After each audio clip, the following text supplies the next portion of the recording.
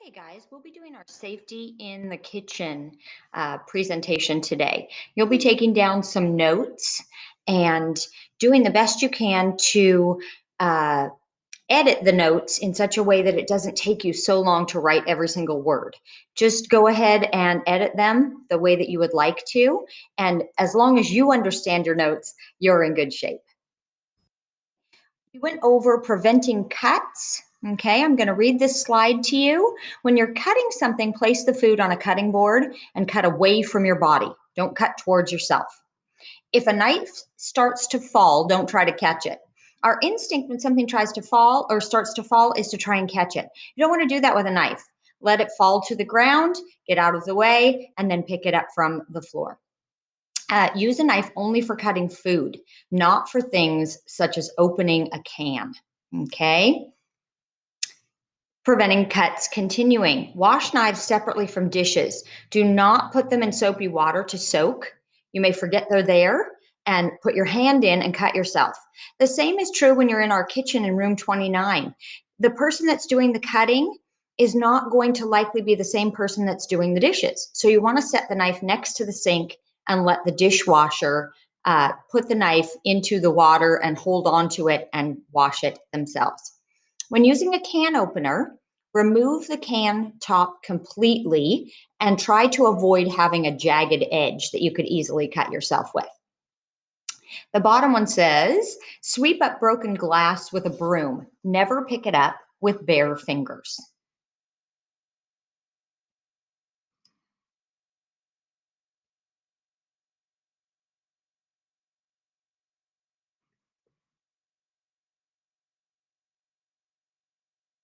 Okay, next slide is using electricity wisely. Never use an electrical appliance if your hands are wet. Okay, water and electricity don't mix. Keep electrical cords away from the sink and the range. Keep appliances in good condition. Do not use one with a damaged cord. If the cord is frayed, you need to get rid of the appliance or take it to an electrician and have them replace the cord. Hold the plug, not the cord, when you unplug it. Okay, you want to grab the large plug and not just the cord to pull. More electricity tips. Do not run electrical cords under a rug. If you can't get food out of an appliance, such as a toaster, first unplug it, then turn the toaster upside down and the food should come out. Don't stick a knife or something inside of the appliance. Okay? Do not plug too many appliances into one outlet. Try and plug things in around the room instead and not into the same outlet. Okay, you could get a shock or start a fire. Okay, our next slide is preventing burns and fires. Okay, wear short sleeves when you are cooking or roll your sleeves all the way up. Okay, sleeves can catch fire when you're working with the stove. Keep flammable. Oh, also tie your hair up. If your hair is long enough to put into a ponytail, tie it up. You don't want your hair accidentally catching on fire. Keep flammable materials away from the stove, including towels, paper, plastic items, paper towels, pot holders, anything of that nature. Use oven gloves or pot holders to handle hot pans and be sure they are dry. A damp pot holder can cause a steam burn on your hand.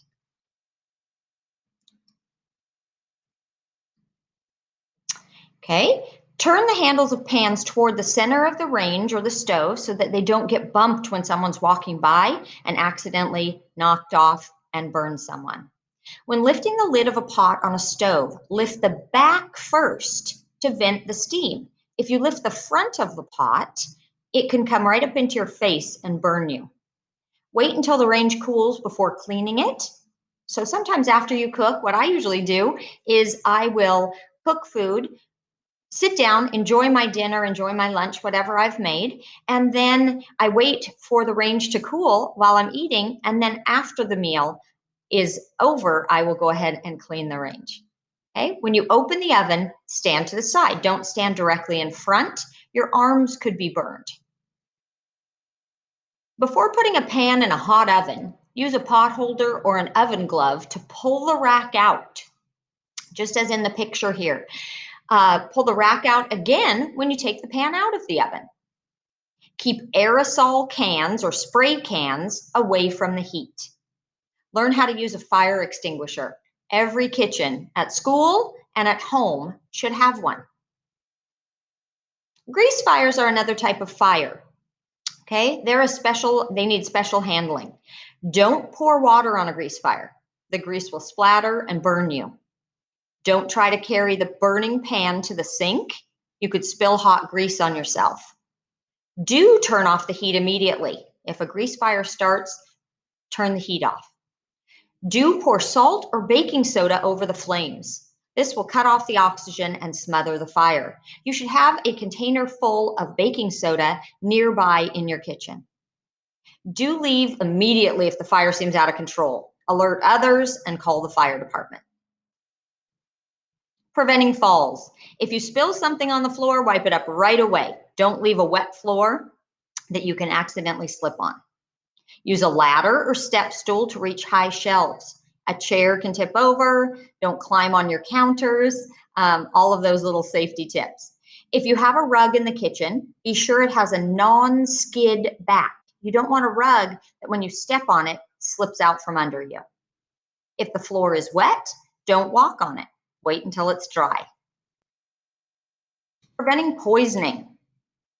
Poisons can enter your body through drinking, eating, breathing, and also through your skin.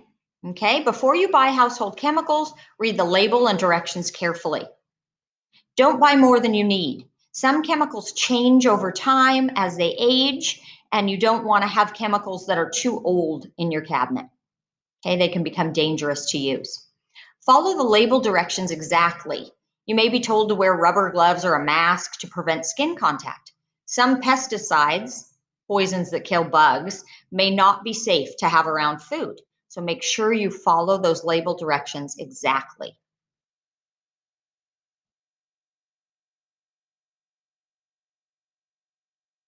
Never store chemicals in the same cabinet with food. Okay, sometimes, most of the time, chemicals and food don't mix. If there are kids or children in the household, buy products that are in child-proof containers. If someone is poisoned, call the nearest poison control center right away. Okay, you can put that into Google and put poison control center near me, and the number will come up. Have the container with you when you call, because you may be asked questions about what the poison is. And that concludes our presentation for today.